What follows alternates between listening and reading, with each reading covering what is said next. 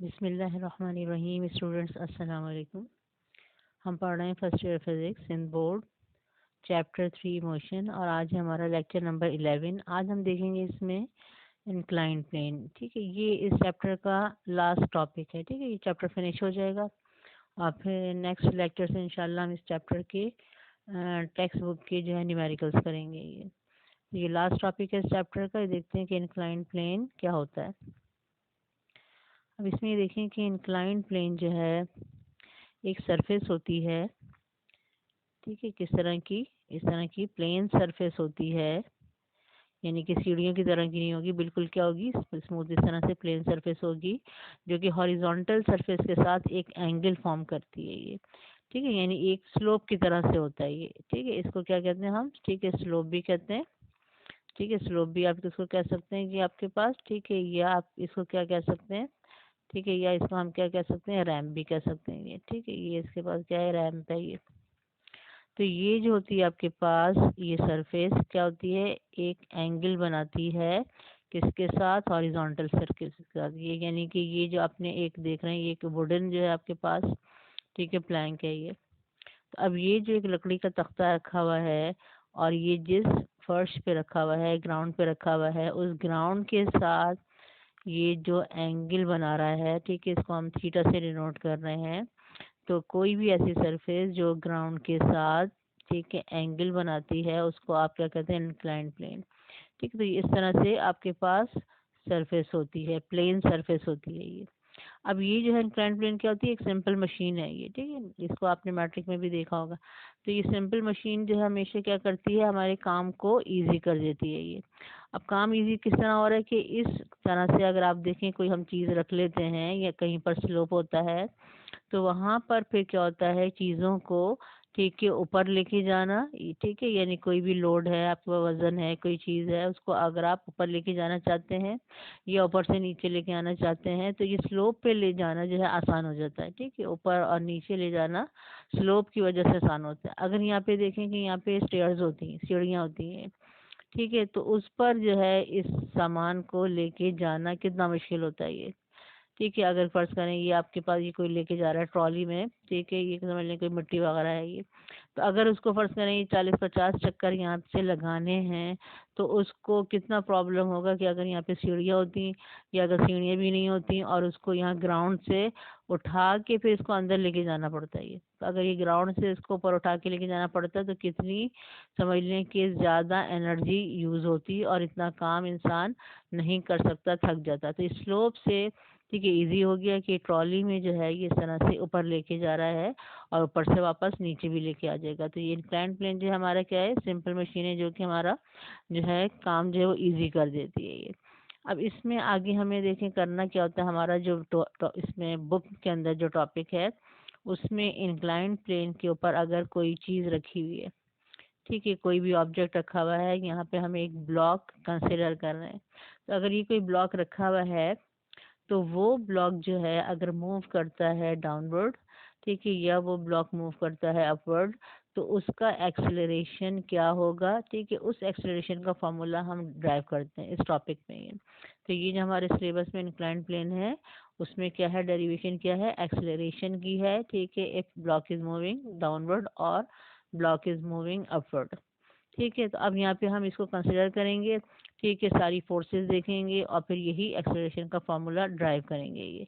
तो यहाँ पर अब ये देखें कि ये जो है ये इंक्लाइंड प्लेन है ये। ठीक है, और ये हॉरिजॉन्टल सरफेस है और इंक्लाइंड प्लेन जो है, ठीक है, हॉरिजॉन्टल सरफेस के साथ ये एंगल बना रहा है, ये है थीटा। ठीक है, इस थीटा को हम कहते हैं एंगल ऑफ इंक्लिनेशन। ये इंक्लाइंड प्लेन का एंगल है ये। उसके बाद हमने यहाँ पे एक ऑब्जेक्ट रख दिया है, ये ब्लॉक रख दिया है, इसका मास है m और इसका वेट है w। w से रिप्रेजेंट करना है वेट। वेट हमेशा देखें कहाँ से लेते हैं? From centre of gravity. ठीक है, और वेट की लाइन क्या होती है? ठीक है, वर्टिकली डाउनवर्ड। ठीक है, तो यहाँ पर हमने इसको बिल्कुल वर्टिकली डाउनवर्ड ये वेट की लाइन ड्रॉ की है, ये वेट ऑफ द ब्लॉक है। उसके बाद हमारे पास जो और फोर्सेस हैं वो क्या हैं? ठीक है, ये हमारे पास है आर नॉर्मल रिएक्शन। ठीक है। आर जो है नॉर्मल रिएक्शन है। नॉर्मल रिएक्शन क्या होता है कि जिस सरफेस पे ऑब्जेक्ट रखा होता है वो सरफेस, यानी यहाँ पर क्या है, इंक्लाइंड प्लेन, ठीक है, वो सरफेस उस ऑब्जेक्ट पर फोर्स लगाती है, उसको आप कहते हैं नॉर्मल रिएक्शन। और नॉर्मल रिएक्शन हम क्यों कहते हैं, क्योंकि ये नॉर्मल होता है यानी परपेंडिकुलर होता है। ठीक है, तो हमेशा ये जो नॉर्मल होगा, ठीक है, ये क्या होगा, ये परपेंडिकुलर होगा। किस तरह से परपेंडिकुलर है कि ठीक है, यहाँ पर आप ये देखें कि ये 90 डिग्री का एंगल बन रहा है ये। ठीक है, तो यहाँ पर ये 90 डिग्री का एंगल बन रहा है किसके बिटवीन, ठीक है, आपका ये जो आर की लाइन है और ये जो सरफेस है इसके बीच में ये 90 डिग्री का एंगल बनेगा, इसलिए हम कहते हैं आर क्या है, नॉर्मल है, ये परपेंडिकुलर टू द सरफेस है। उसके अलावा देखें फोर्स के हमारे पास, ठीक है, ये हम देखें फ्रिक्शनल फोर्स ले रहे हैं एफ। ठीक है, अब फ्रिक्शनल फोर्स जो होती है हमेशा क्या करती है, ठीक है, बॉडी की मोशन को अपोज करती है। लेकिन अभी तो ये ब्लॉक रेस्ट में है, ठीक है, तो अभी तो मूव नहीं कर रहा है ये। तो अगर ब्लॉक रेस्ट में है तो अब हम फ्रिक्शन की डायरेक्शन क्या लेंगे, फ्रिक्शनल फोर्स की डायरेक्शन क्या लेंगे। तो जब भी कोई चीज़ रेस्ट में होती है, ठीक है, उसको हम ये देखते हैं कि अगर हमने उसको थोड़ा सा डिस्प्लेस किया, ठीक है, तो वो किस डायरेक्शन में जाएगी, यानी खुद ब खुद वो किस डायरेक्शन में जाएगी। यानी अगर आप इंक्लाइंड प्लेन पे कोई चीज़ रख देते हैं, ठीक है, और वो स्लिप होती है तो वो स्लिप होके कहाँ जाएगी, नीचे जाएगी, खुद ब खुद ये ऊपर जाएगी। तो यहाँ पे देखें फर्स्ट करें इंक्लाइंड प्लेन पे अगर एक मैं बॉल रख दूँ तो वो बॉल जो है वो कहाँ जाएगी, वो बॉल जो है अगर आप इसको रख के छोड़ दें तो बॉल नीचे आएगी। ठीक है, तो अब ये वाली जो आपकी समझ लें इस वक्त ब्लॉक रेस्ट में है, लेकिन हम जो फ्रिक्शनल फोर्स किसके हिसाब से देखेंगे कि अगर ये स्लिप होता है तो ये कहाँ जाएगा, वो इसकी डायरेक्शन ऑफ मोशन होगी, तो डायरेक्शन ऑफ मोशन डाउनवर्ड है, तो फ्रिक्शनल फोर्स क्या होगी, उसके ऑपोजिट होगी, इसलिए हम फ्रिक्शनल फोर्स क्या ले रहे हैं, अपवर्ड ले रहे हैं। ठीक है, तो यहाँ पर हमने, ठीक है, फ्रिक्शनल फोर्स को अपवर्ड ले लिया। अब उसके बाद क्या करना होता है हमें, ठीक है, उसके बाद हमारे पास ये जो W है, जो वेट है, इसके हमें कंपोनेंट्स बनाने होते हैं ये। ठीक है, यानी कि हमने देखा था सेकंड चैप्टर में कंपोनेंट्स हम कैसे बनाते हैं, रेक्टेंगुलर कंपोनेंट्स होते हैं, यानी कोई भी अगर आपके पास वेक्टर है तो इसके आप कितने कंपोनेंट्स बनाएंगे, 2 कंपोनेंट्स बनाएंगे और 2 रेक्टेंगुलर कंपोनेंट्स बनाएंगे। रेक्टेंगुलर कंपोनेंट्स क्यों कहते हैं हम, क्योंकि जो हम 2 कंपोनेंट्स बनाते हैं ये होते हैं परपेंडिकुलर ये, और किस तरह से इस ज्वाइन हुए होते हैं, ठीक है, हेड टू टेल। तो अब यहाँ पर जो हम देखें कि वेट के जो कंपोनेंट्स बनाएंगे, ठीक है, वो इस तरह बनाएंगे कि एक कंपोनेंट जो होगा, ठीक है, ये जो हमने, ठीक है, बनाया है, ये वाली जो लाइन है ये, ठीक है, ये होगा परपेंडिकुलर टू द, ठीक है, इंक्लाइंड प्लेन, और एक कंपोनेंट होगा ये वाला, ठीक है, parallel to the inclined plane. ठीक है, यानी कि आपके पास देखें परपेंडिकुलर लाइन क्या होती है, ठीक है, अगर एक लाइन जो है ऐसे है और एक लाइन जो है उसके ऐसे है तो ये परपेंडिकुलर हो जाएगी, यानी ये 90 डिग्री का एंगल बनेगा ये। और पैरेलल लाइन कैसी होती है, अगर दो लाइन ऐसी जा रही हैं, ठीक है, तो ये दोनों क्या है, पैरेलल है, यानी इन दोनों के बीच में जो डिस्टेंस है ये हर जगह पे इक्वल है ये, तो ये पैरेलल होता है ये। तो यहाँ पर ये आपके पास, ठीक है, पैरेलल है ये वाला कंपोनेंट। और इस तरह से आपने देखें ये 2 कंपोनेंट बनाए हैं कि इन दोनों कंपोनेंट के बीच में यहाँ पर ये 90 डिग्री का एंगल बन रहा है। और ये 2 कंपोनेंट जो हैं आप एरो कैसे लगाएंगे कि ये हेड टू टेल ज्वाइन हो रहे होंगे। ठीक है, यानी आप देखें इसका जो है ये आपके पास क्या है, हेड है, तो ये इस वाले की क्या है, टेल है ये। ठीक है, और फिर ये वाला जिसके आप कंपोनेंट्स बना रहे होते हैं ये क्या होता है, इन दोनों कंपोनेंट्स का ये रिजल्टेंट होता है ये। ठीक है, अब कंपोनेंट्स बनाने के बाद हम देखते हैं कि इसमें से कि एक्स कंपोनेंट कौन सा है, वाई कंपोनेंट्स। ठीक है, एक्स कंपोनेंट जो होता है उसके साथ आप कॉस थीटा लगाते हैं, वाई कंपोनेंट जो होता है उसके साथ क्या लगाते हैं, साइन थीटा लगाते हैं। अब एक्स कंपोनेंट की भी हम कैसे पहचानेंगे, क्या वो अलोंग एक्स एक्सिस होगा, या वाई कंपोनेंट जो है वो क्या अलोंग जो है वाई एक्सिस होगा। ठीक है, हमेशा आपके पास जब भी आप कंपोनेंट्स बनाते हैं तो वो एक राइट एंगल ट्राइंगल बन जाता है। राइट एंगल ट्राइंगल में साइड्स के नाम क्या होते हैं, एक हाइपोटेनस होता है, एक बेस होता है, एक परपेंडिकुलर होता है। तो बेस साइड हमेशा क्या होती है, एक्स कंपोनेंट, और आपके पास परपेंडिकुलर साइड क्या होती है, हमेशा वाई कंपोनेंट। अब बेस और परपेंडिकुलर भी किससे देखते हैं आप, ठीक है, एंगल से देखते हैं, थीटा से। तो यहाँ पे ये देखिए कि अगर ये इंक्लाइंड प्लेन पर ये एंगल बन रहा है आपके पास थीटा, तो यहाँ पर भी ये दो आपके पास जो लाइंस हैं ये, ठीक है, एक वेट की लाइन और एक ये वेट का जो कंपोनेंट है, इनके बीच में भी एंगल बनेगा थीटा ये, ठीक है। इसको आगे हम देखेंगे कि ये किस रूल के अकॉर्डिंग जो है यहाँ पे थीटा बन रहा है। अब यहाँ पर अगर ये थीटा बन रहा है, ठीक है, तो इसके हिसाब से अब ये पूरा ट्राइंगल अगर आप ये देखें तो ये वाली साइड, ठीक है, जिसके आप कंपोनेंट बना रहे हैं ये तो होती है हाइपोटेन्यूज रिजल्टेंट, और थीटा के जो ऑपोजिट साइड होती है परपेंडिकुलर, ठीक है। इसका मतलब है ये क्या होगा, ये वाई कंपोनेंट होगा, ठीक है। और थीटा के जो समझ लें एडजेसेंट साइड होती है, ठीक है, ये होती है बेस, ठीक है, ये क्या होगा आपका एक्स कंपोनेंट। तो W का जो एक्स कंपोनेंट है, ये जो बेस साइड है, ये होगा आपके पास W cos थीटा, ये W cos थीटा है, और ये आपके पास क्या है, परपेंडिकुलर साइड है, ये आपके पास W sin थीटा ये, ठीक है। अब देखें कि मैं इसको W sin थीटा को यहाँ पे असल में कंपोनेंट जो है इसको मैंने यहाँ रिजॉल्व तो कर लिया, कंपोनेंट बना लिया, लेकिन W sin थीटा की जगह यहाँ पे नहीं है, क्योंकि वेट क्या है, एक फोर्स है ये। तो फोर्स के जो कंपोनेंट्स होते हैं वो भी क्या होते हैं, फोर्स होते हैं। तो ये W cos थीटा भी क्या है, एक फोर्स है, और W sin थीटा भी क्या है, एक फोर्स है ये। और फोर्स क्या होता है, किसी ऑब्जेक्ट पर अप्लाई हो रही होती है। अब W cos थीटा जो देखें, इसका इनिशियल पॉइंट यहाँ पर है, इसका मतलब है ये ब्लॉक पे अप्लाई हो रही है, लेकिन W sin थीटा का इनिशियल पॉइंट जो है वो ब्लॉक पे नहीं है। इसका मतलब है इसकी सही पोजीशन यहाँ नहीं है, इसको हमें क्या करना पड़ेगा, शिफ्ट करना पड़ेगा, रीड्रॉ करना पड़ेगा। तो हम इसको यहाँ पर रीड्रॉ कर रहे हैं, ठीक है, यानी W sin थीटा को यहाँ से हमने, ठीक है, यहाँ पर रख दिया, ठीक है। इसकी वैल्यू भी नहीं चेंज की हमने, और इसकी डायरेक्शन भी चेंज नहीं की, इसको बिल्कुल इसके पैरेलल हमने रख दिया। यहाँ पे भी था parallel to the inclined plane, और यहाँ पे भी क्या है, पैरेलल टू इंक्लाइंड प्लेन। अब यहाँ पर ये देखिए कि W sin थीटा की असल जगह ये है, क्योंकि यहाँ पे जब आप ड्रॉ कर रहे हैं तो ये ब्लॉक के से समझ लें स्टार्ट हो रहा है, यानी ब्लॉक पे अप्लाई हो रहा है, ठीक है। तो ये जो है समझ लें कि फोर्स जो होती है हमेशा किसी ऑब्जेक्ट पे अप्लाई होती है, तो ये इसकी सही जगह है, इसलिए हमने W sin थीटा को यहाँ ड्रॉ किया है। तो हमारे पास कौन कौन सी फोर्सेज हैं देखें, इस ब्लॉक पर एक नॉर्मल रिएक्शन है, एक फ्रिक्शनल फोर्स है, और एक है हमारे पास W sin थीटा, ठीक है, ये आपके पास है parallel to the inclined plane, और एक है आपके पास W cos थीटा, ये perpendicular to the inclined plane. जब हम किसी भी वेक्टर के कंपोनेंट्स बना लेते हैं तो फिर इसके कंपोनेंट्स हम ले रहे होते हैं, ठीक है, वो वेक्टर, ठीक है, वो फोर्स हम नहीं कंसिडर करते हैं। तो अब हम इसके क्या करेंगे, कंपोनेंट्स कंसिडर करेंगे ये, ठीक है। ये हम देख चुके हैं, एम मास ऑफ ब्लॉक है, थीटा एंगल ऑफ इंक्लिनेशन है, हमने वेट को रिजॉल्व किया रेक्टेंगुलर कंपोनेंट्स में, W cos थीटा जो है वो perpendicular to the inclined plane है, और W sin थीटा जो है वो parallel to the inclined plane है। अब ये जो मैंने बताया है कि एंगल जो है between W and W cos theta जो है वो भी थीटा होगा, ठीक है। तो उसका क्या, ठीक है, रीज़न है, वो रीज़न है एक थ्योरम, ठीक है, मैथ का।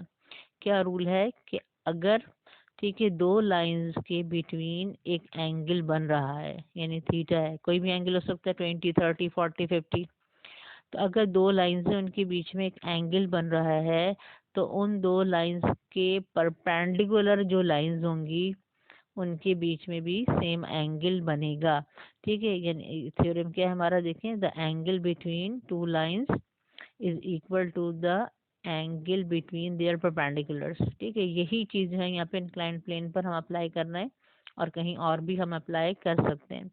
यहाँ पे देखें अब किस तरह से हो रहा है कि ये दो लाइंस हैं, ये दो लाइंस हैं, इनके बीच में ये एंगल बन रहा है थीटा, ठीक है। तो अब ये जो दो लाइंस हैं इनका जो परपेंडिकुलर लाइन होगी उनके बीच में भी क्या एंगल बनेगा, थीटा। तो अब इस लाइन को अब देखें, ये वाली लाइन, ठीक है, ये किसके परपेंडिकुलर है, ये इसके परपेंडिकुलर है, और यहाँ पे देखिए 90 डिग्री का एंगल बन रहा है, ठीक है। ये लाइन, ठीक है, इसके परपेंडिकुलर है, ठीक है, ये परपेंडिकुलर हो गई, ठीक है। और ये वाली जो लाइन ये किसके परपेंडिकुलर है, ये इसके परपेंडिकुलर है, ठीक है। यहाँ देखिए 90 डिग्री का एंगल बन रहा है, यहाँ बना लेंगे या यहाँ बना लेंगे, 90 डिग्री का एंगल बन रहा है, तो ये, ठीक है, इसका परपेंडिकुलर है। तो अब ये दोनों लाइन के दो परपेंडिकुलर हो गए, एक हो गया ये परपेंडिकुलर और ये, ठीक है। तो अब इन दो लाइंस के बीच में जो एंगल बनेगा वही इनके परपेंडिकुलर के बीच में एंगल बनेगा, ये रूल होता है और इसी रूल के अकॉर्डिंग हमने यहाँ पर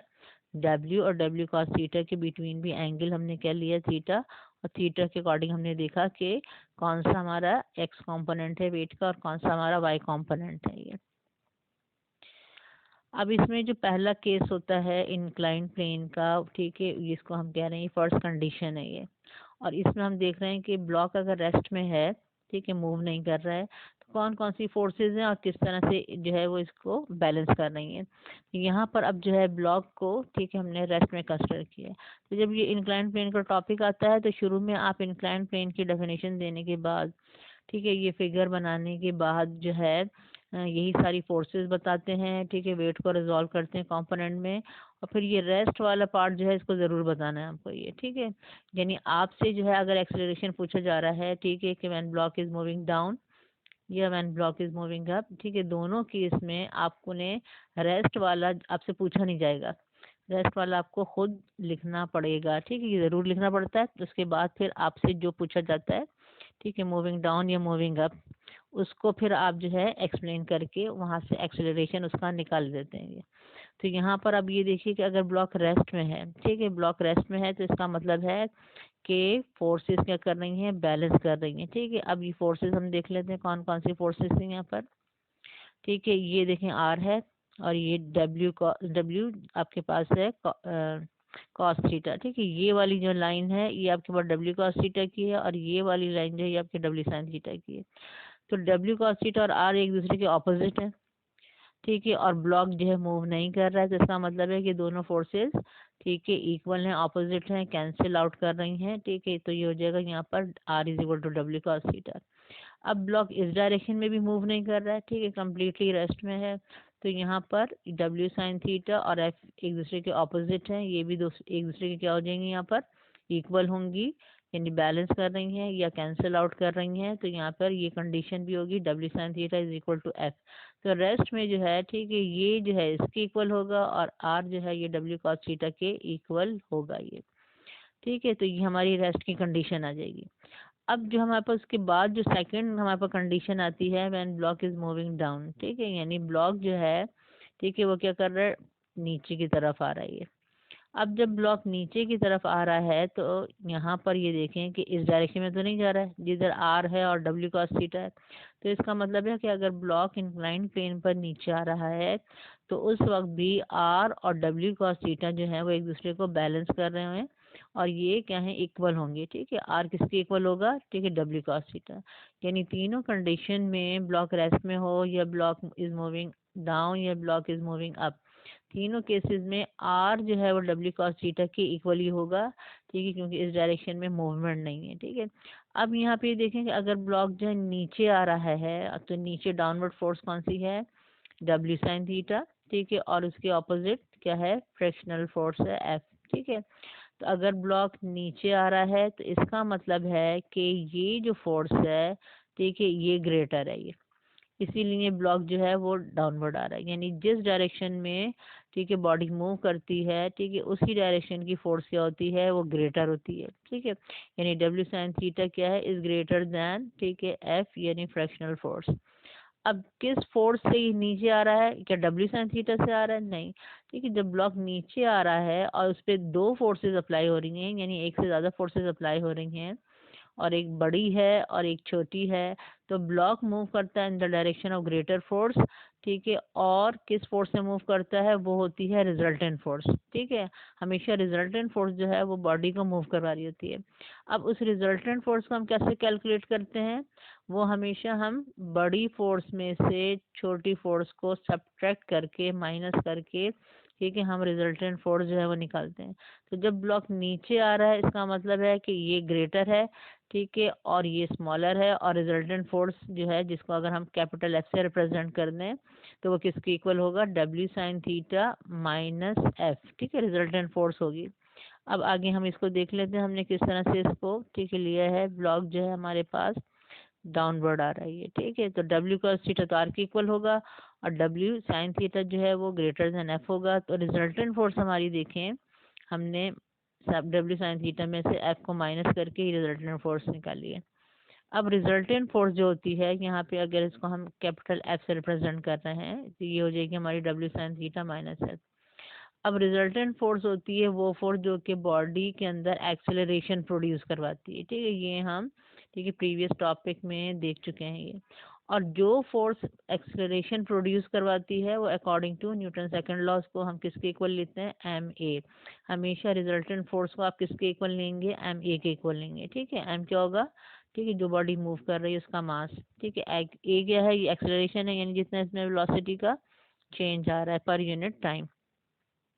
F is equal to M A, और वेट का फॉर्मूला क्या हमने देखा था, एम जी, ठीक है, ये हो गया साइन थीटा, ये माइनस है।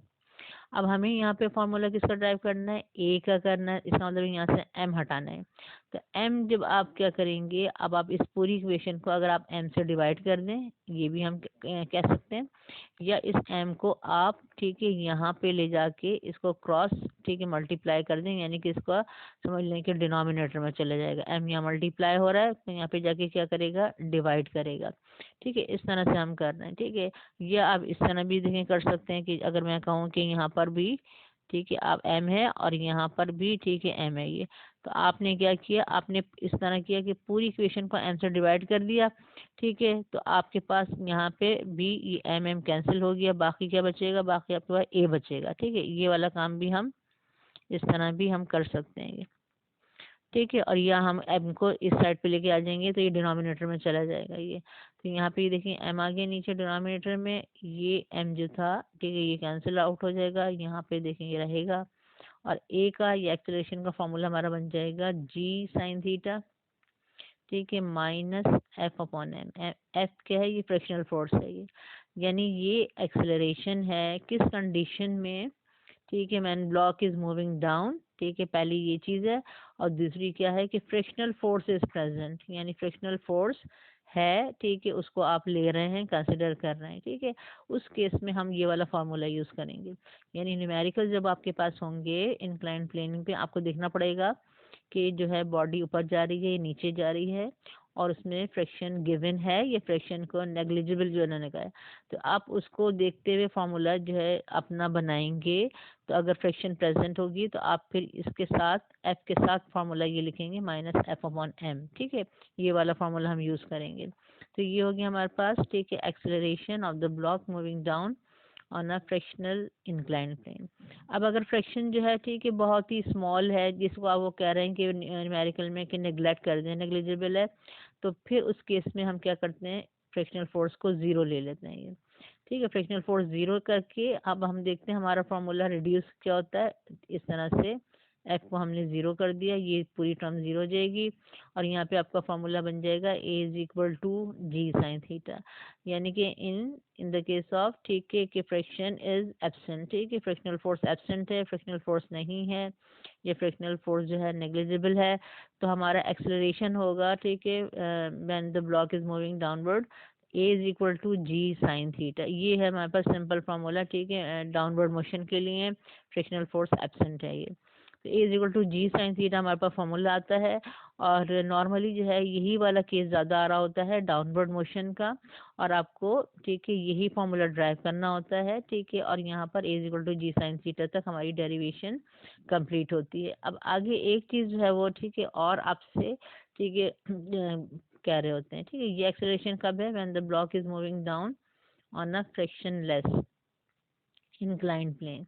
अब ये जो रिलेशन क्या शो कर रहा है, ये शो कर रहा है कि acceleration is independent of mass of the block, ठीक है। यानी कि इंक्लाइंड प्लेन में जो आपको क्वेश्चन दिया जाता है, ठीक है, वो कभी इस तरह से भी दिया जाता है कि prove that acceleration of the object which is moving downward is independent of mass of the block, ठीक है। तो आपको ये प्रूफ करना होता है, तो आप शुरू से ठीक है कहाँ तक, ठीक है, यहाँ तक जो है आप डेरिवेशन करते हैं, ठीक है। इसमें देखें कि अब इसमें से फॉर्मूले में से m निकल गया, इस फॉर्मूले में m नहीं है, ठीक है, यानी मास नहीं है। तो अगर मास नहीं है तो इसका मतलब है कि एक्सेलरेशन जो है वो मास पर डिपेंड नहीं कर रहा, ठीक है, मास पर डिपेंड नहीं कर रहा, यानी मास के क्या है, इंडिपेंडेंट है। अब मास के इंडिपेंडेंट का मतलब क्या है कि इंक्लाइंड प्लेन जो है, अगर आपने कोई भी इंक्लाइंड प्लेन लिया है आपने, ठीक है, उस पर अगर आप जो है अगर एक कोई छोटी सी बॉडी रखें तब भी ठीक है। और अगर एक आप कोई बड़ी बॉडी रखें तब भी, ठीक है। दोनों जब वो नीचे आएंगी, ठीक है, फ्रिक्शन लेस, ठीक है, फ्रिक्शन की बात हो रही है, ठीक है, फ्रिक्शन लेस इंक्लाइंड प्लेन पर जब वो दोनों नीचे आएंगी तो वो सेम एक्सेलरेशन से नीचे आएंगी, क्योंकि फार्मूला जो है हमें बता रहा है कि एक्सेलरेशन जो है मास पर डिपेंड नहीं कर रही है, ठीक है। तो ये चीज़ हमें पता चल रही है। दूसरी चीज हमें क्या पता चल रही है कि यहाँ पे देखें थीटा आ रहा है आपके पास, ठीक है। यहाँ पे इस फॉर्मूले में थीटा आ रहा है, यानी एक्सेलरेशन डिपेंड कर रहा है थीटा पर, एंगल ऑफ इंक्लिनेशन पर। और जी का जी कांस्टेंट होता है which is 9.8 acceleration due to gravity. अब ये जो एक्सेलरेशन है वो थीटा के क्या है, डायरेक्टली प्रोपोर्शनल है, ठीक है, नजर आ रहा है, ठीक है। कि अगर आपके पास थीटा ज़्यादा होगा, ठीक है, तो एक्सेलरेशन ज़्यादा होगा, अगर थीटा कम होगा तो एक्सेलरेशन जो है कम होगा, ठीक है। तो इंक्लाइंड प्लेन में, ठीक है, हमारे पास ये चीज़ आ रही है कि मास के तो इंडिपेंडेंट है, लेकिन किस पर डिपेंड कर रहा है, एंगल ऑफ इंक्लिनेशन पर, थीटा पर। तो थीटा अगर स्मॉल है तो एक्सेलरेशन स्मॉल है, थीटा लार्ज है तो एक्सेलरेशन क्या होगा हमारा, ठीक है, लार्ज होगा। और ये थीटा होता है एंगल ऑफ इंक्लिनेशन, इसकी क्या रेंज होती है, इसकी रेंज होती है हमारे पास, ठीक है, थीटा की जो हमारे पास रेंज होती है वो होता है हमारे पास 0 से 90 डिग्री, ठीक है। यानी 0 से 90 डिग्री जो है हमारी इसकी रेंज होगी, यानी कि 90 से कम होगा और 0 से ज़्यादा होगा। ये थीटा जो है इंक्लाइंड प्लेन में जो हमारा थीटा होता है, ठीक है, वो कितना हो सकता है, ठीक है, वो 0 से ज़्यादा और, ठीक है, 90 से कम होगा, ठीक है। क्योंकि देखें अगर 0 है, एंगल 0 है, इसका मतलब है कि सरफेस कैसी हो गई आपकी, ऐसी हो गई। तो ये इंक्लाइंड प्लेन नहीं है, ये स्लोप नहीं है ये, ठीक है। और अगर 90 डिग्री एंगल है तो इसका मतलब है कि कैसी हो गई, बिल्कुल सीधी हो गई है, तो ये भी इंक्लाइंड प्लेन नहीं है, ठीक है। तो ये दोनों केसेस के हैं, इंक्लाइंड यानी 0 भी नहीं हो सकता एंगल इंक्लाइंड प्लेन में, और 90 डिग्री भी नहीं हो सकता, 0 से ज़्यादा होगा, 90 से कम होगा, यानी बिटवीन, ठीक है, 0 एंड 90 डिग्री एंगल होगा इंक्लाइंड प्लेन में, ठीक है। ये एंगल की हमारी समझ लें कि रेंज होती है इंक्लाइंड प्लेन में। अब आगे हम देखते हैं, ठीक है, थर्ड हमारे पास जो कंडीशन है, ठीक है, वो है हमारे पास कि अगर ब्लॉक अपवर्ड मूव कर रहा है, ठीक है, तो उसमें क्या होते हैं, कौन कौन सी फोर्सेस अप्लाई रहती हैं। अब ये देखिए कि कोई भी बॉडी जो है वो अपवर्ड इंक्लाइंड प्लेन पर खुद नहीं जाएगी, यानी अगर आपने ये ब्लॉक रखा है तो ये खुद नीचे तो आ सकता है स्लिप होके, ठीक है, अगर स्मूथ है इंक्लाइंड प्लेन और ये बॉडी भी, तो ये स्लिप होके नीचे तो खुद ब खुद आ सकती है, लेकिन खुद ब खुद ऊपर नहीं जा सकती। तो ऊपर कैसे जाती है, जब इसमें हम फोर्स अप्लाई करते हैं। जैसे कि अभी हमने पिक्चर देखी थी, जो फर्स्ट पेज था उस पे हमने देखा था एक आदमी जो ट्रॉली लेके जा रहा है, तो अब ट्रॉली को अगर वो रख के छोड़ देगा तो क्या ऊपर चली जाएगी, खुद ब खुद नहीं जाएगी, ठीक है। उसके लिए वो क्या कर रहा है, वो फोर्स लगा रहा है, वो उसको पकड़ के फोर्स से ऊपर लेके जा रहा है। तो जितनी वो फोर्स लगा रहा है उसको ऊपर लेके जाने के लिए, वो होती है हमारी अप्लाइड फोर्स। यानी बॉडी इंक्लाइंड प्लेन पर जब ऊपर मूव करती है, इसका मतलब है कि वहां पर एक अप्लाइड फोर्स अप्लाई की है, ठीक है, वो है Fa, इसको हम डिनोट कर रहे हैं। उसके अलावा कौन सी फोर्स है, एक वही होगी आपके पास आर, नॉर्मल रिएक्शन, ठीक है, यानी कि अगर आपने इसको सरफेस पे रखा हुआ है तो सरफेस ब्लॉक के ऊपर जो फोर्स लगा रही है वो है नॉर्मल रिएक्शन। और यहाँ पे वेट था, ठीक है, वेट को मैंने ड्रॉ नहीं किया क्योंकि जब हमने कंपोनेंट्स बना लिए थे तो हम फिर कंपोनेंट्स ले रहे होते हैं। तो यहाँ मैंने अब देखिए कंपोनेंट्स बनाए हैं। एक वेट का कंपोनेंट था डब्ल्यू कॉस थीटा, ठीक है, which is perpendicular to the inclined plane. और एक था हमारे पास वेट का component W sine theta which is parallel to, ठीक है, इंक्लाइंड प्लेन। अब फ्रिक्शनल फोर्स रह गई, ठीक है, फ्रिक्शनल फोर्स जिसको हम स्मॉल एफ से हम डिनोट कर रहे थे, उसकी डायरेक्शन क्या होगी। तो ये देखिए कि फ्रिक्शनल फोर्स होती है हमेशा opposite to direction of motion. जब ब्लॉक नीचे आ रहा था, यानी डायरेक्शन ऑफ मोशन नीचे थी, तो फ्रिक्शनल फोर्स क्या थी, अपवर्ड। अब ब्लॉक ऊपर जा रहा है, ठीक है, तो फ्रिक्शनल फोर्स क्या होगी, ठीक है, डाउनवर्ड होगी, क्योंकि डायरेक्शन ऑफ मोशन अपवर्ड है, तो फ्रिक्शनल फोर्स उसके ऑपोजिट होगी। अब फ्रिक्शनल फोर्स हो गई हमारे पास डाउनवर्ड, यानी फ्रिक्शनल फोर्स और डब्ल्यू साइन थीटा जो है वो दोनों डाउनवर्ड हैं, ठीक है, और दोनों की सेम डायरेक्शन है ये। तो अब जब ब्लॉक डाउनवर्ड आ रहा है, अपवर्ड जा रहा है, तो ये वाली फोर्सेस तो फिर भी क्या कर रही हैं, बैलेंस कर रही हैं, आर और डब्ल्यू कॉस थीटा, क्योंकि ब्लॉक इस डायरेक्शन में नहीं जा रहा है। तो डब्ल्यू कॉस थीटा आर एक दूसरे के इक्वल है, ऑपोजिट है, कैंसिल कर रही हैं, ठीक है। ये कंडीशन हमारी वही रहेगी, R is equal to W cos theta. और यहाँ पर ब्लॉक क्योंकि अपवर्ड जा रहा है, तो इसका मतलब है कि फिर दिस फोर्स इज ग्रेटर। जिस डायरेक्शन में, ठीक है, ब्लॉक मूव करता है, वो फोर्स क्या होती है, बड़ी होती है, ठीक है। और किससे बड़ी होती है, ठीक है, उसके ऑपोजिट जो फोर्सेस होती हैं उनसे बड़ी होती है। तो ये फोर्स जो है बड़ी है, और यहाँ पर ये जो दो फोर्स हैं यानी कि एफ और डब्ल्यू साइन थीटा, इन दोनों को मिला के जो टोटल फोर्स बनेगी, उस टोटल फोर्स से भी ये बड़ी है ये, ठीक है। यानी अगर फर्ज करें इन दोनों फोर्स को मिला के फर्ज करें मेरे पास 10 न्यूटन आंसर आता है, ठीक है। एफ और डब्ल्यू साइन थीटा को ऐड करके कितनी फोर्स आती है, 10 न्यूटन। तो ये जो अप्लाइड फोर्स है ये 10 न्यूटन से ज़्यादा होगी, ठीक है। इसी वजह से ब्लॉक क्या हो रहा है, ऊपर जा रहा है ये, ठीक है। तो ऊपर जाने की कंडीशन हमें क्या बता रही है कि दिस फोर्स, ठीक है, यानी total upward force is greater than total downward, ठीक है, फोर्स, ठीक। अब यहाँ पर हम इसको इसी तरह से लिखेंगे कि पहली कंडीशन तुम्हारी आ गई थी, R is equal to W cos theta.